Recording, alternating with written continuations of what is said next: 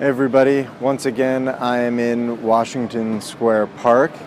I wasn't sure if I was going to shoot anything today. I did bring my camera, obviously, but I was feeling a bit sluggish, and then I came to the park and so much stuff was going on and there were so many great things to shoot that now I realized I have to make a video. I have to talk about something just so that I have an excuse to post the shots that I took earlier. I did think of three things that I think you guys would be interested in hearing about. The first is an interview that I did yesterday with the user Crowdsourced. He recently published an article about mental illness and his experience with it. He was diagnosed as having had a psychotic break many years ago. He has not had such an incident since, so I wanted to get his take on what that experience is like, because one of the things that makes me so excited about these technologies like Steam, like Steemit, even YouTube and Twitter, and those I think will continue to play a role going in the future, even if as a back end. You know, YouTube might just become more of a back end service provider, but they give us access to each other, and that often means that they give us access to the direct source. So back in the day, it made perfect sense to only listen to a doctor with respect to some sort of illness. The doctor was an expert, and you or I were not capable of having a direct experience with the patient, so we outsourced that to experts, professionals, doctors, not because we've come up with some rational argument, this is going to be for the this will work out in the long run, you know, this is the moral choice. It was a practical choice. It was impossible for ordinary human beings to interact with such a wide variety of people and such rare incidents. So it was a consequence of necessity, not rationality, and I think the distinction between that is really important. And so we talked for a long time. I broke it up into specific segments so that I could edit it and publish it over time instead of having to spend all the time editing it all, which would probably take weeks. There's just so much footage, and I'm doing this all by myself, which brings me to the next point I wanted to talk about, which is that the reason that I'm recording that I recorded that interview with Kurt is because what I want to try to do is start the first Steemit TV show, or the first Steemit talk show, or the first Steemit professional video production. And the idea is just an ordinary talk show, but with more of a crowdsourced aspect to it. So for example, if you guys have anybody you want me to interview, please let me know in the comments. I'll reach out. If we can get an agreement, I'll be happy to interview them.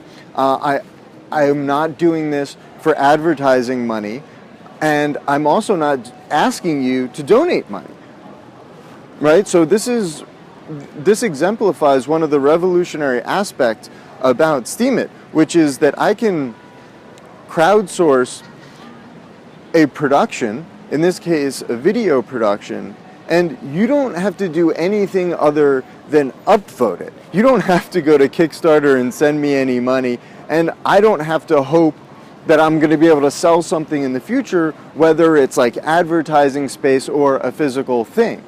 I can be funded just by upvotes. And if the community likes what I'm doing, if you guys like the interview, which I really think you will, then you guys will grant me upvotes, and that's how I will fund growing and building the show. And if we can build the show, maybe we can build a Steemit backed network, whatever.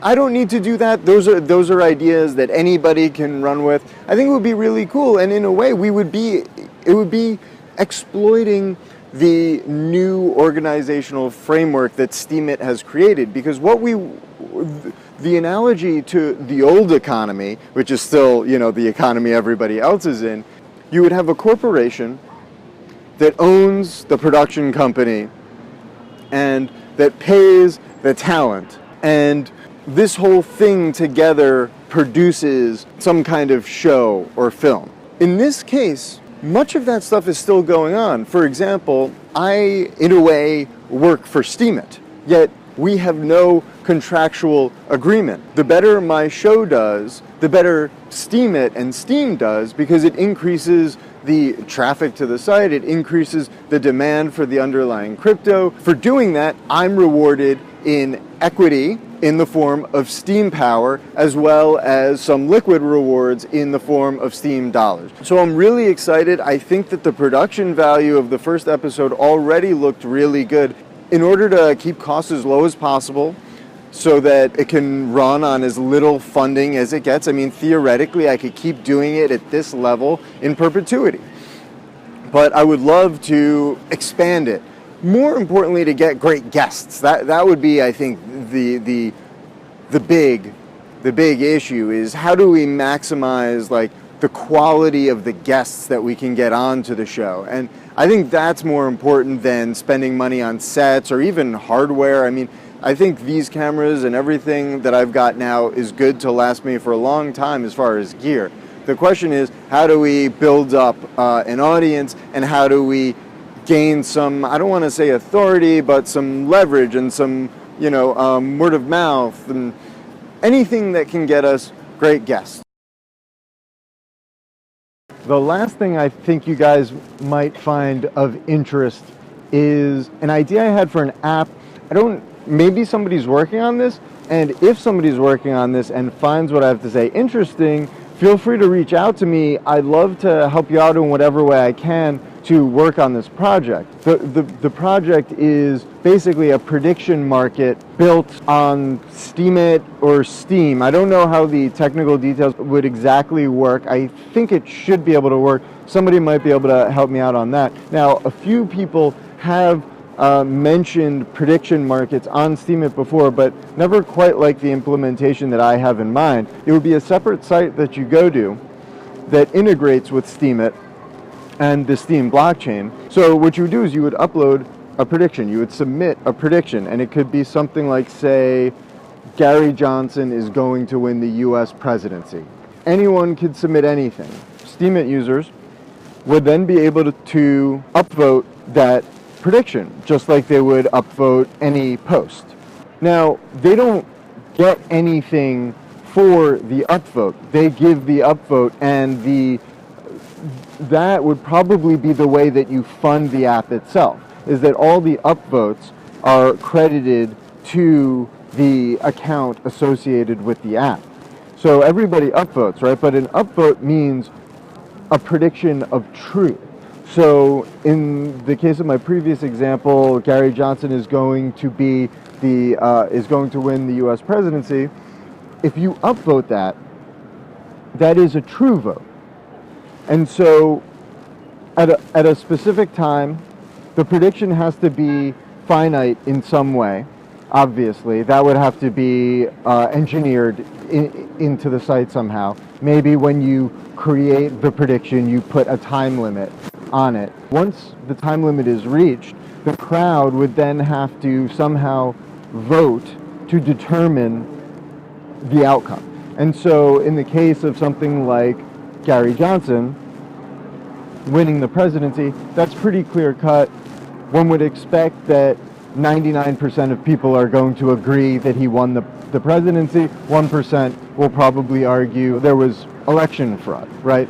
But 99%, it's a majority. Gary Johnson wins. Everybody who submitted an upvote gets plus 1 point.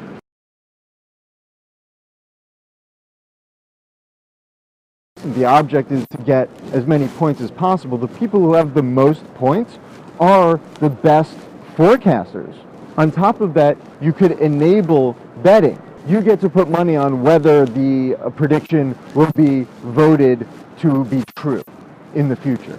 the odds for that would have to be determined solely by the bets themselves, just like in ordinary bookmaking. But all of the data from the upvotes would be available. People making the books, which in this case would be the app makers themselves, could leverage the data generated by the upvotes to better improve their odds making. Also, players would have access to other players' data with respect to the accuracy of their predictions. And so we could get very, very granular predictions and really test the accuracy of these predictions. And I wouldn't be surprised if very early on, this crowd through this system would be a very good predictor of the future. But more importantly, possibly, is that it would get better over time because of the transparency, because of the granular monitoring of people's predictive abilities, and it has that monetary component. So the upvotes test how good people are at predicting when money isn't at stake, when they have no skin in the game, and then the bets would give us information about how people predict the future and forecast the future when they do have skin in the game. All right, I hope you guys found that interesting. I hope you enjoyed the other footage that I got today, and I will see you around.